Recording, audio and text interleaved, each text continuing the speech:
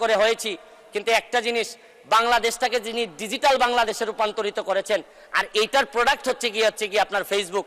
এই ডিজিটাল বাংলাদেশ এবং স্মার্ট বাংলাদেশ যিনি তৈরি করেছেন, এই বিবেচনা যদি আপনি করেন, কারণ ডিজিটাল বাংলাদেশ না করলে আমি ফেসবুকে 7 মিলিয়ন ফলোয়ার তৈরি করতে পারতাম না, তাহলে এই বিবেচনায় আপনি বলতেই পারেন যে আমি ফেসবুকের এমপি ঠিকই, কিন্তু আমাকে যিনি ফসল হিসাবে তুলেছেন, এটা জননেত্রী শেখ হাসিনা আমাকে ফসল হিসাবে তুলেছেন।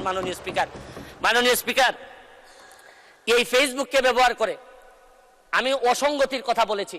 এই ফেসবুককে ব্যবহার করে আমি ফুটবলে নিয়ে মানুষকে মাঠে নিয়ে গেছি এবং আমি মাদক মুক্ত সমাজ ব্যবস্থার কথা বলেছি। আমি একটা কথা বলতে চাই, আমি ধন্যবাদ জানাই সজীব ওয়াজেদ জয়, আমি ধন্যবাদ জানাই আমাদের জুনায়েদ আহমেদ পলক ভাইকে, যেভাবে এই কনসিস্টেন্টলি এই উন্নয়নটাকে ধরে নিয়ে যাচ্ছেন। আরে অনেকে আমি বক্তব্যতে শুনি বলেন যে আমরা ডিজিটাল বাংলাদেশ নির্মাণ করব। আমি তো বলি নির্মাণ হয়ে গেছে অনেক আগেই। এই ডিজিটাল বাংলাদেশের ফসল অলরেডি আমি